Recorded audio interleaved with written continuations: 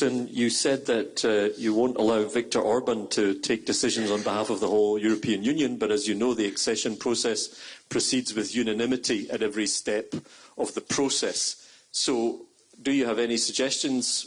We've heard various options about ways to get round that. None of them seem to fly. So how do you actually move forward when Hungary is taking this very clear and unambiguous stance? And similarly on frozen assets, where the Hungarian Prime Minister has said he's not going along, he's not interested in mutualising the risk that Belgium would have to take. So how are you going to get round that? Do you think that can be done without him? And President Zelensky, a broader question for you perhaps on US support. Are you confident that the United States is now firmly on your side? At one point, President Trump was saying, I'm neither on one side nor the other, I'm trying to mediate. Do you feel that after your recent meetings, the US is clearly on your side, and will that result in more concrete support? Should I start? Please. Okay. So when we are talking about enlargement, you are totally right. It demands unity and 27 votes. But there is a lot of things we can do, even if we cannot convince Viktor Orban to open the first cluster. So there are so many things that has to be solved and changed and decided upon before the day where you can actually enter the European Union, like for all candidate countries and all the countries who have entered the European Union through history. So, I mean, if we are not able to convince Viktor Orban, then I simply think we just have to move on with all the work that has to be done between Ukraine and the European Commission. Simply continuing our work. I think it is, when we're talking about reparation loan, it's totally understandable that there are a lot of questions, and this is on a technical level, it's quite creative, but it's also quite difficult. I'm sure that the Commission will be able to answer all the questions. And at the same time, and this is on a more political level or from a more political perspective, what is the alternative? Because unfortunately, we haven't been able to finish this war. Us standing here wants peace more than anything else. Russia doesn't. So the war will probably continue, unfortunately. You have to run your armed forces. It's extremely expensive, and it's not possible for Ukraine to do that on your own, of course. So it's up to the rest of Europe, because I think we have to look at Ukraine as the first line of defense. So everything we do in Ukraine is about also defending ourselves. So for me, it's very clear that we need to find a way of financing.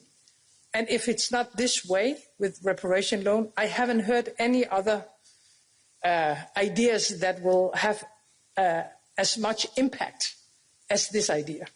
So therefore, what we do now from the meeting we had yesterday until the next meeting in the Council is to find answers to all the technical questions and issues.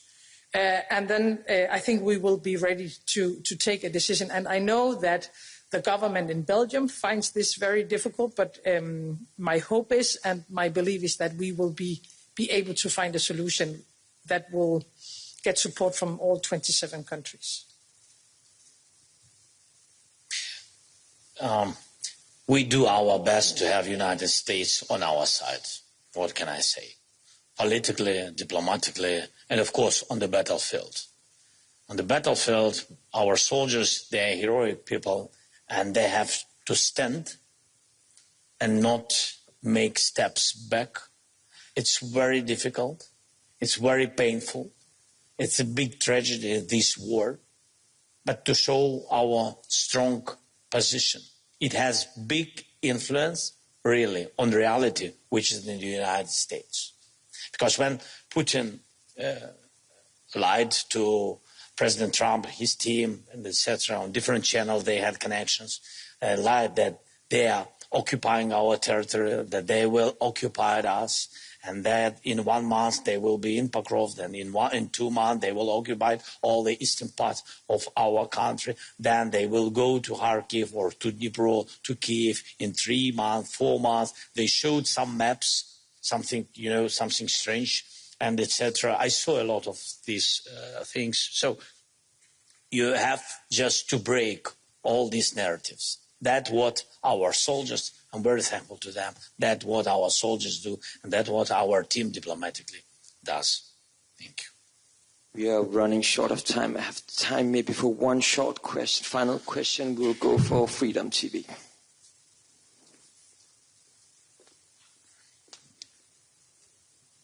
Thank you, Vitaly Sizov, Freedom.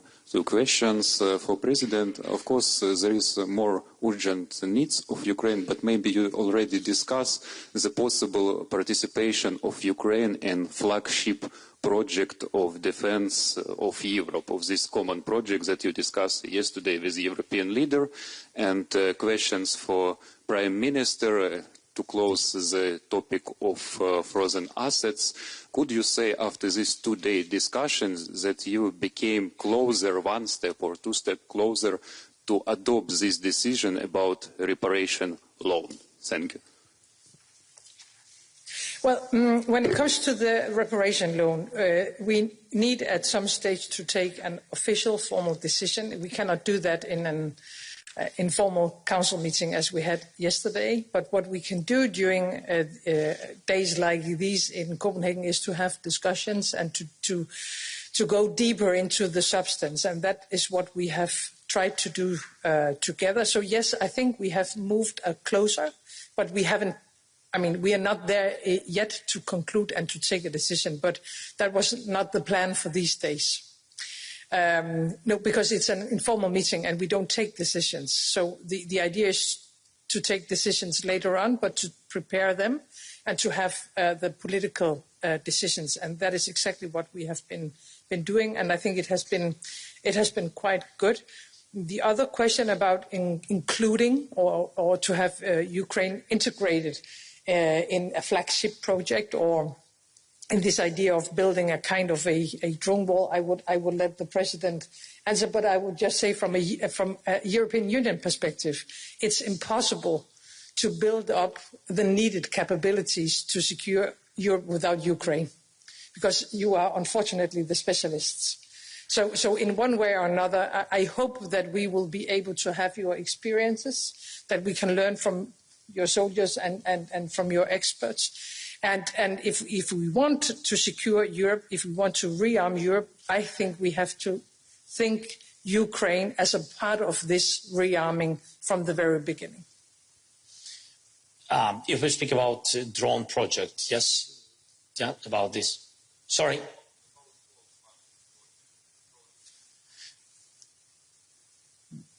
Of course, because of the war experience, we can be, or we will be the driving force of this project.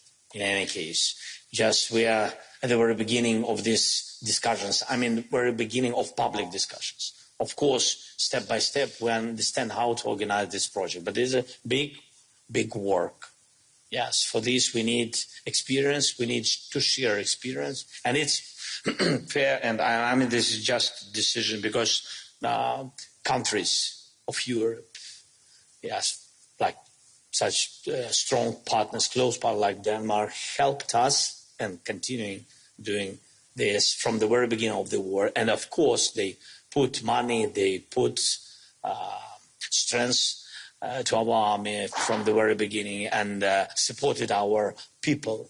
And of course, we made a lot of new developments according for such a volume of support. And of course, we will share this knowledge, this experience with our partners. But it is a big work just to share experience, technologies, training missions, a lot of things. Thank you. Thank you so much. This concludes the press conference. Please remain seated for a short while. Thank you so much. Good. Thank you.